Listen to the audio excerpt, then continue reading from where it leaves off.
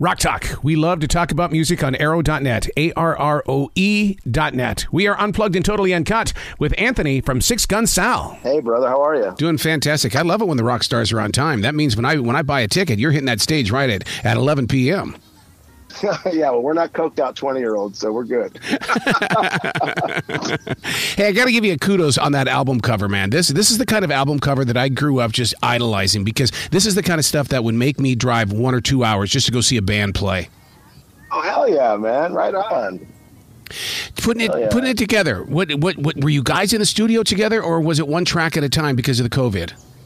Oh, no, brother. We stayed active through the whole thing. Nice. Yeah, we never quit. We had a studio in Los Angeles that basically flipped a bird to the to the man and said, "You guys come as much as you want," and we did.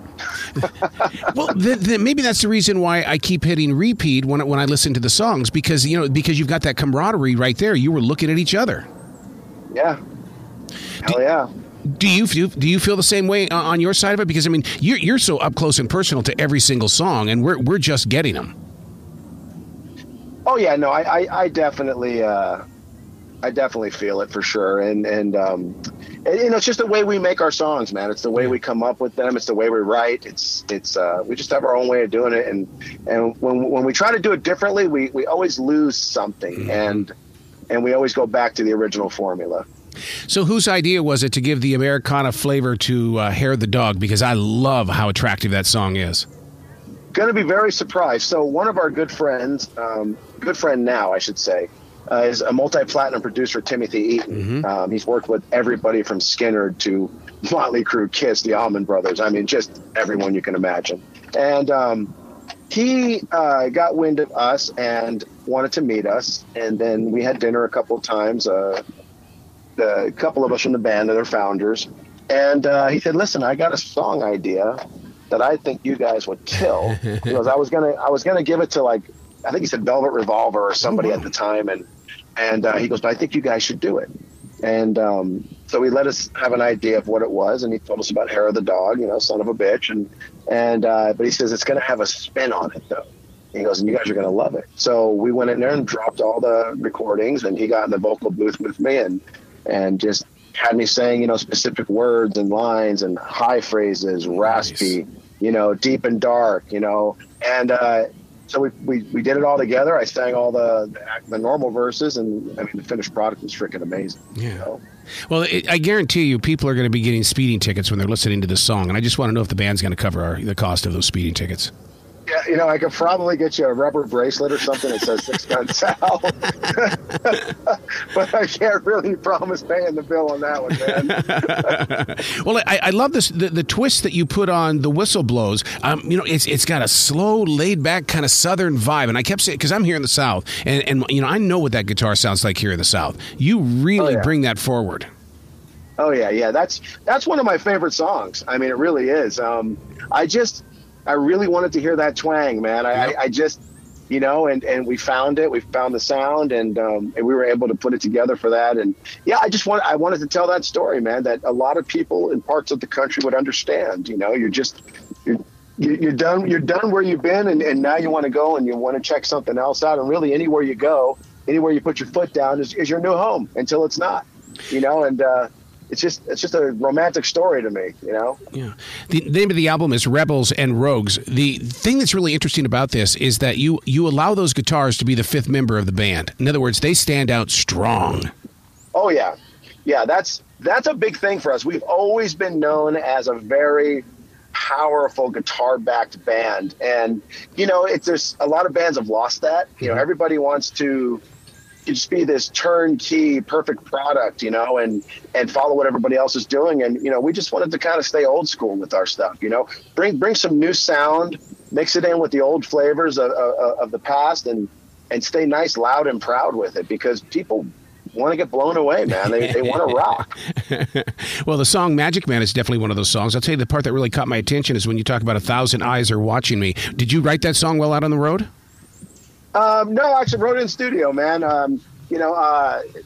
It's just weird how the writing comes to me, because sometimes I'll just be at home watching a documentary. I mean, when I wrote Bad Man, and when we wrote The Creek, I was watching documentaries. I was watching a documentary about Evel Knievel for Bad Man, and I was watching a documentary about Lynyrd Skynyrd when I wrote The Creek. So if you listen to the words closely, it kind of tells the story of Lynyrd Skynyrd in The Creek, and it kind of tells the story of Evel Knievel in Bad Man.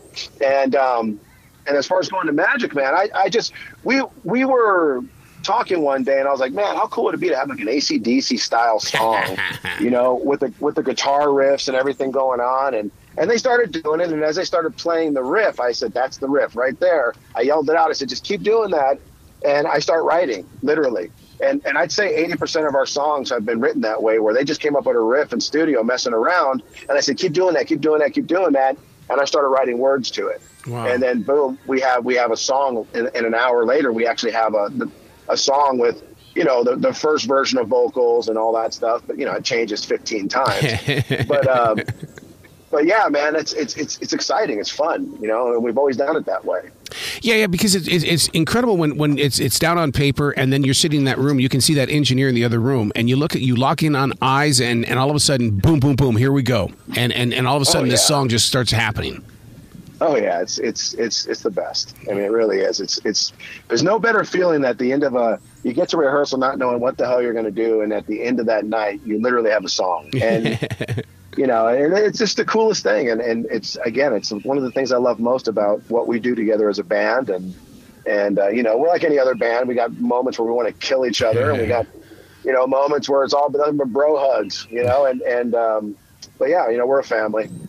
Recording the album is one thing, but when you get to hear the mastered mix, man, what's that like for you when you're back in that studio to hear it on those big speakers?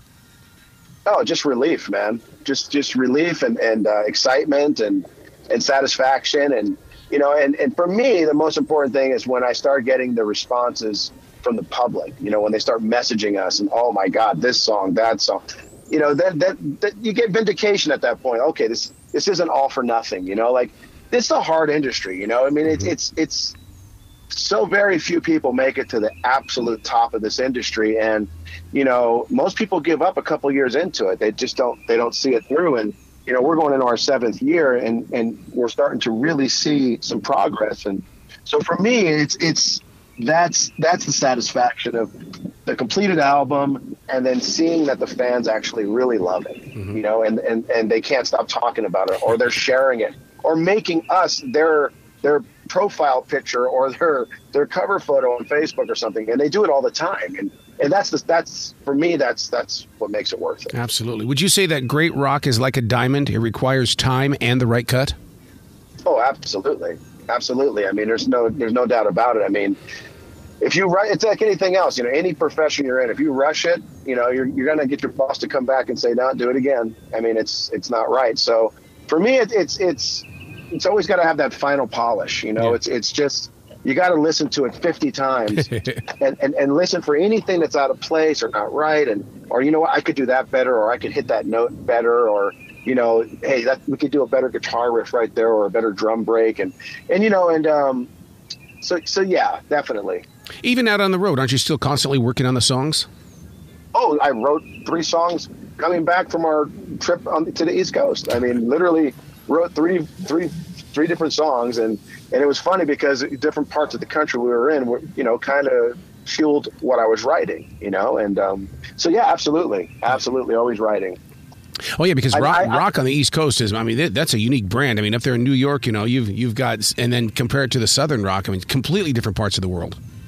Oh yeah, absolutely, and I think that's what we really are finding our own home as a Southern rock act. Yeah. I mean, we have some great music, but I'm still in that area where I've got no problem making a rock song, and and I think that's a good thing, because I think what happens is people get labeled one thing, and that's great, but then you're cutting off yourselves from other people who might not like that style of music. Right. So I've always enjoyed the fact that we're like this cauldron of music. I mean, we take the very best of rock and roll and the very best of Southern rock and a little bit of blues, and hell, man, even a little Motown, and how I bring it, and you put all that shit together, and that's that's what makes the magic, you know. And I always tell people, what music do you play? Well, I always tell them, well, we're rock and Southern rock. Yep. You know, that's the easiest way to identify.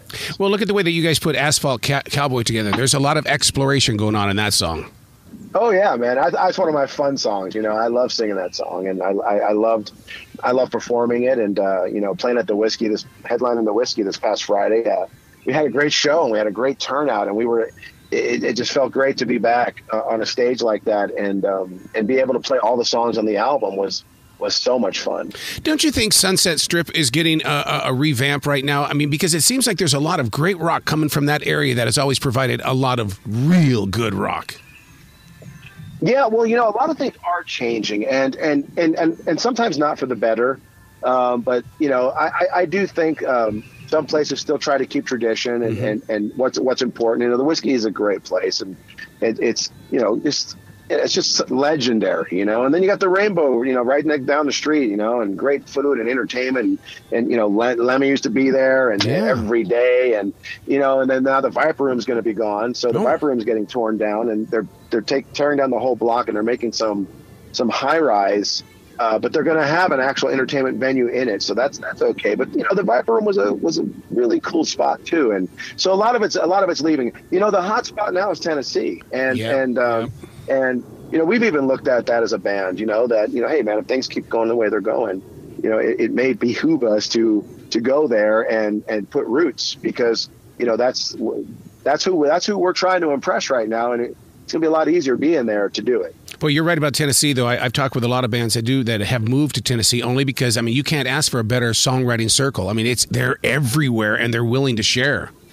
Yes. I mean, you're surrounded by the you know, the people that you're trying to be, the people you're trying to emulate, and it's the lifestyle and everything like that. I mean, you know, listen to a lot of our music, man. It tells a lot of stories. I mean, a lot of Southern stories, and you know, to be in that mix every day, it's going to be anything. It's just going to be good, because it's also going to allow our brains to expand and be better at writing. You know, so. Yeah, you touched on Bad Man, the song written about Evel Knievel. In my notes, I could actually hear the song being sang back to the band. That, in other words, that the live audience is going to be singing it to you. Yeah, we haven't had that one happen yet, but we have had the audience sing "Remember My Name" with us. We have had audience sing "Red Blooded American" with us. Yeah. So, and and "Wasted Time." I'll never forget. That was the first song I ever heard the audience singing with us. And it gave me chills. I was like, holy crap, they're actually listening to our music. You know? Yeah, well, I swear to God that, you know, since the lockdown and stuff like that, it's not that just they're listening to the music, they're listening to the words. Yeah. You know, and that's another thing with me is I try to, I literally am a storyteller. In almost every song we have, it's telling a story. And if you actually listen to the words, it literally is a story from beginning to end. And I always try to end them happy. Sometimes they don't, you know. Yeah, but see, that's the fun in the design of it all, man. Because I mean, when you're sitting there in that studio and you're letting your creative fly, I mean, it's amazing to see what happens. Oh yeah, totally. Well, I'm a movie and TV buff, you know, and I'm always trying to, my favorite TV shows, or you know, my favorite movie, you know, if my music was going to be on that TV show, this is the song that they would use, you know. And like, you know, The Life, Sons of Anarchy, all the way. Remember My Name, Supernatural, the TV show, you know, with Dean and Sam and all those guys, you know, and Bad Man, you know, Evel Knievel, and so I really like doing that, you know. Again, The Creek, the Lynyrd Skynyrd. I just try to tell stories, because I think a lot of music has lost that. Yep. You know, you get mumble words, or you get just random, whatever made sense or rhymed goes in a song, and it doesn't make any sense. Right. You know, and we lost the storytelling in our music, and I really enjoy doing that. And you know, it's so interesting that you bring that up, because there, you know, some of the greatest poetry on the planet doesn't rhyme. It tells the emotional connection is what it does. But it's like they didn't have to rhyme. Yeah. Exactly. And you know, you can make any word work. It's just how you sing it. Right. And you know, it's so I just really enjoy doing that, man. And it's I guess it's my style. I don't know. Yeah. I totally get that because I do a lot of voiceover work, and like if I'm doing a commercial for the Charlotte Motor Speedway, I remember in a voice class the guy goes, you can put as much energy as you want into it. Just tell the story. Don't just sit there and read a bunch of words about the Charlotte Motor Speedway. Exactly. Yeah. 100%. So you must have been reading my notes, because the Rebels and Rogues I put in here, I go, God dang, this would be a great show, and this is the soundtrack. And then that's only just for season 1. And then you go to season 2 and you give us another album with another soundtrack. I'm good with that, bro. Let's find, Yellowstone. You listening? Oh, yeah. I mean, it's such a wide open world right now for all forms of creativity, and it's amazing how all the mediums are working together to locate it and to put it out there. Oh yeah, totally. I mean, it's just we really got hit with a void, and that's why we're really hoping that we continue to go the path that we're going, and trying to put these shows together across the country, and continue to do the work that we like to do, helping our veterans and our community, and fundraisers and charity work. So we really try to do the right thing, and we're just really hoping that void that was created by this mess, that our music that we've been working on is going to get picked up somewhere. Absolutely. Now, are you hoping for radio airplay, or are you putting everything into Spotify and iHeart and all those other ones?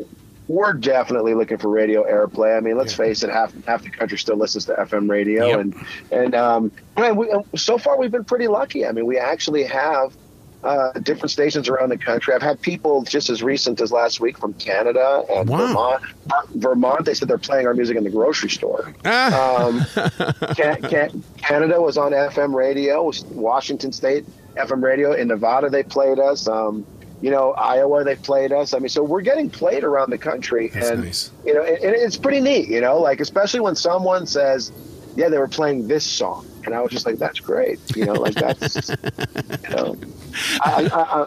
I'm still living in a tent under a bridge in Los Angeles, but one day I might not have to live that way. The music might actually pay my bills one day. How about that? Wouldn't that be a dream come true? Oh yeah, I mean, absolutely. So where can listeners go to find out more about the band, the album, the tour, everything, so they can give you guys some love? And I'm sure you've got some merch.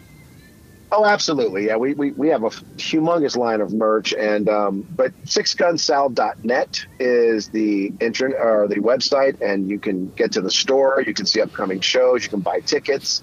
You can do anything on that site. You can reach out to the band if you have to. Of course, we're on Facebook. We're on Instagram. We're on TikTok. Oh, wow. We're on our YouTube channel got corrupted somehow. I don't know what the hell happened. So it had to actually get taken down, and we had to start from scratch, which sucks. But we have our YouTube that's coming back up around again. We don't do Twitter. Twitter's just too much on the outer spectrum of what we want to do. And but yeah, so we're pretty much available, and of course on iTunes, Apple Music, Amazon, Spotify, Pandora. We're on all that stuff as well. I love it. Anthony, you got to come back to this show anytime in the future. The door is always going to be open for you. I would absolutely love to come back and talk with you. I had a blast, and you just let me know when and where, and I'll be there. Absolutely. You be brilliant today, okay? All right. Thank you, brother. It was awesome talking with you.